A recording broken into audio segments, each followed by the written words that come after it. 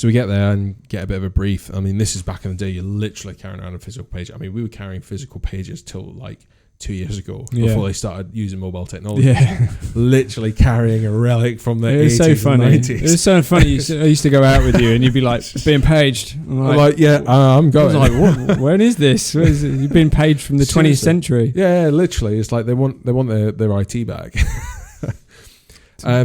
So yeah, we rock out and we were like, okay, Orwell Bridge, somebody's been found. And you get this quite a lot. People stand up the top. It's a cry for help. They need some form of help, or they're genuinely standing up there, and it's not till some police negotiator manages to talk them back off the side. But no, it was alleged that a dog walker has found a body. It's in the mud. We need to go and effect a recovery. So we get there, and like this is you get out to jobs, and you think that, you get the brief, and it's all like, oh god, it's quite a big one. This is quite serious, and you get there, and there's like a PCSO and a cop are standing there, kind of like, well, this is kind of nothing, but we need to be here, and we're like, oh, okay, well, we'll just leave it to it, and it's what was Everest is actually a molehill, and it's not a big issue at all, and we let the other services do their thing.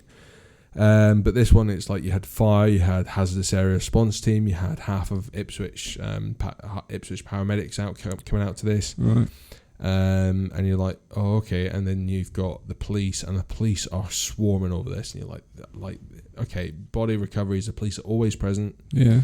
Unexplained death, they're always going to be there. But this was kind of like to the new level, and we get there, and there's this figure in the mud lying face down, and you're like, oh yeah, okay, yeah, this is a real goer. And me and the guys and the girls of the team, we'd been through this a few times. It wasn't our first rodeo. Unfortunately, we with the Orwell Bridge being on our front doorstep. Yeah, it's a lot of jumpers. You see it a lot, and you usually find one will get released in the press, or word will get out, and you'll find you'll get a couple of copycats. And unfortunately, that's how it's been. That's generally how it's gone. But anyway, we get there and we're like, okay, yeah, suit up. And it's like, Ali, you need to get in a mud suit. And I'm sitting there going, oh my God, I don't think I can do this. I'm looking at Phil, who's sort of in the similar place to me. I'm like, I wish we didn't have that last rum last night, because now it's really starting to play on me. And I'm sitting there going, I cut my battery's dead in my radio. Like, I'm trying to fill my battery. I'm like, I think I might be sick. I'm actually a lot more hungover than I probably should be. And it's okay. So we like finally get ourselves together, and we're like, yeah. And the boss comes up. It's like, are you guys okay? And we're sitting there looking at each other going, I think we shouldn't have drunk as much as we did last night. And we were like, okay, we're in this situation, we need to get it done. So we get out in the mud, and I don't know whether do you know you got the Oil Bridge, you got Piper's Vale, it's a nice, lovely place to walk, and then you kind of got the mud flats, and there's like the sewage treatment plant, and you've got I worked just above that. Okay. That's where my building is. It's lovely smell in the car park during summer. God, especially if the wind's in the wrong direction, it's rife. But so there's this person lying face down right next to steel pilings. We're kind of sitting there looking at her, going, it's a really peculiar place to lie. Like if you come off the bridge, you don't generally drift too far away from the edge of the bridge. You generally go straight down, and you land in the mud or the water. But where she's landed is like it's so close to the steel piling that somebody could have pushed her over the side, and we're just like, this doesn't seem right. And you pick people up from who have jumped, and you find they've got really catastrophic injuries, broken pelvises, broken legs, broken arms, shoulders. You pick somebody up there, they're generally pretty bad shape. So what's it? Is it? I mean, she wasn't. Is it like hitting concrete when you hit water? It's like being hit by a train. Right, it's been hit by a train. When you hit water, that's how high is the Orwell Bridge for? I think off the top of my head it's about 80 metres, but it's enough to hit terminal velocity. So you're 80 metres terminal velocity, and you hit water that basically is not water by the time you hit it. No, you're hitting what's effectively steel. It's got the surface tension of concrete or steel. It is a solid when you're hitting it at that speed. How could you survive that? What people do? What technique? I mean, is it because I've heard people survive things like that if they're drunk, because their bodies are not tense, relaxed, and they just kind of like people survive car crashes. Like that. Yeah, and I'll tell you a story in a minute about this one, which is a far more positive ending than this. But I mean, say if not that you'd ever want to be in that situation, but if anything, kind of like you were going to come to a great fall into water. I mean, what is are we talking about kind of like make your body narrow as possible? Do you know what? I think a lot of it depends on the surface tension of the water. So or how high it is. And how high you're falling. I mean, if you're falling from any great height, I mean, we've all belly flopped into a pool that hurts. That hurts like hell, and that's like maybe 2 or 3 meters. Yeah. See, you see people on like YouTube and stuff like jumping into these in these pools, and these massive pools, and you just go, why are you not breaking? Yeah. But honest answer is I don't know, because you hit that water, it's going to hurt like an absolute hell. You're going to get an enema that you've never had in your life before, depending on which way you're going to hit the water. You know, a nice starfish. Seriously, I mean, the force you hit the water will rip your clothes off. I'm not even joking. You know, we picked out people who have had their clothes physically ripped off by the force. Ripped off. Yeah. So the force of it just rips the material straight off the body. It's unbelievable. If it's like tracksuit bottoms or a loose fitting shirt, it'll either rip it open or rip it off. It is unbelievable, the force of the impact. Anyway, we get out there and crime scenes are involved, so we're kind of waiting for the crime scenes to give us the nod to go in. They're taking all the photographs. They want to take some evidence stuff because obviously it's unexplained death. She's in an unusual location. Mm-hmm. She's displaying unusual things that have happened. Like this isn't like any other job we've ever done before. So we're kind of taking our time. We're doing our thing. So we get the go ahead to recover, and we roll her over, and we realise very, very quickly that she's young. You know, You're she's right. really young. Like usually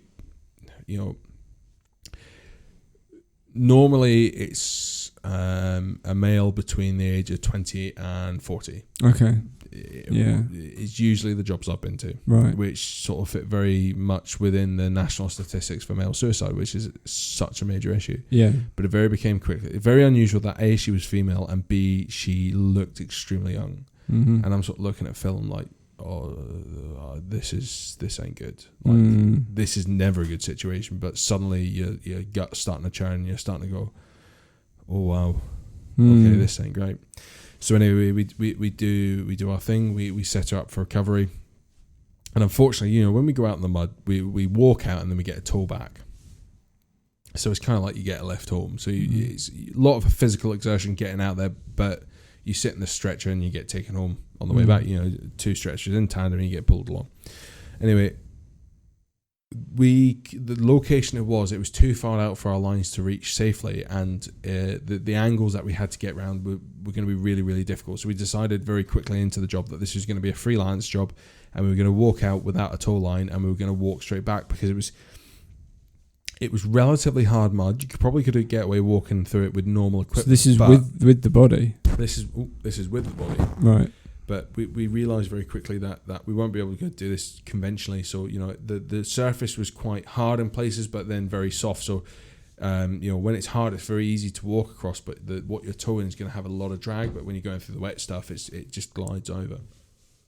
So it's maybe 500-600 meters walk back. Yeah. I'm not the fittest person in the world. Right. I had a few shandies the night before. We have to stop a few times. Anyway, we finally get back to meet the hazardous area response paramedics on the shore. We do our thing. We hand over. They do their confirmation of life extinct and that. And one of the guys is like, "You guys need some water." Like, started chucking us water. Anyway, one of the guys who wasn't even on the mud job, who was one of the supporting officers, just starts taking this massive swig of water. Anyway, he didn't realise that there's a massive lip of mud around the mouthpiece. So he just projectile vomits. Oh. I then projectile vomit. No. And I'm like, oh God, that feels better. I look around at Phil, who's then projectile vomit. Oh God. The paramedic's like, "Are you guys all right?" And I'm like, "I need to go lie down." Oh no. Somebody, for the love of God, give me a cigarette and a bottle of water, and if there's a coffee about, that'd be fantastic. Yeah. So, we went home, and it's literally, my mum and dad had just driven down from Scotland. My brother was getting here. Like, I planned to spend the day with my brother. Yeah. And he was not happy in the slightest about this. He didn't know what I'd gone to. When you get into a job. Oh, so he wasn't happy about you going to the shout. I just vanished. I didn't tell him where I was going. Oh, I didn't have any time. So, he's understandably a little bit pissed. Yeah. I get home and I get back to the station. We do our wash down, which usually takes 3 or 4 times longer than the actual job does. It takes hours to wash everything down. All the lines, all the stretchers, all the kit you've used, all your PPE, everything gets covered in mud. Everything, absolutely everything. So by the time we finish this, it's maybe 5-6 o'clock in the evening. We've been there for a long time on the job. The job was very, very much extended, and we went out got home, started doing the wash down. So anyway, we were all fine and well, and we're having a bit of a laugh about it, like try not to, not talking about the elephant in the room. I get in my car and I drive home, and on the drive home, I just uncontrollably start crying.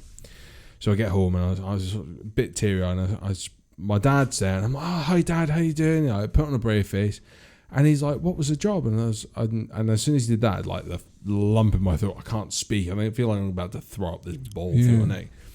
And he's just like, "Oh my God, what's happened?" So I started telling the story, and again, uncontrollably, my mum comes out, and I'm like, "I don't want to tell my mum this. She doesn't need to know what I've been up to. Like, this is mothers don't need to hear this. There's another mother who's had a really bad day today. Yeah, we don't need to be talking about it. It's Christmas. Let's find some joy." Yeah. And she starts crying. Then I start crying. I'm like, "Oh Jesus Christ, I can't cope with this." Really.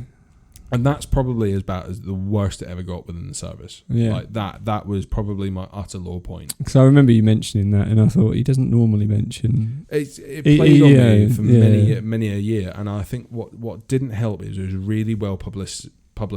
The name was released through the press, and there was a lot of photographs, and it's just like you're starting to know the person, you're starting to understand who that person is, and that's where you struggle to distance yourself from the whole job, and you become emotionally involved and personally involved, and you don't want to be involved in this. It's a job. You do the job. You go home, and that's the end of it. Yeah. Was this far deeper than the previous traumas that you had in the kind of typhoon, in the tsunami and things like that? Because you didn't actually have that.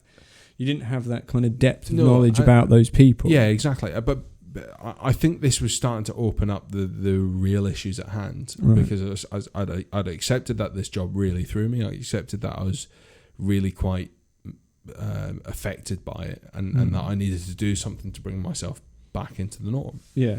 And that's kind of where there was a bit of a decline following that job over the next couple of years. I didn't really want to do bridge jobs. I wasn't over that. Right.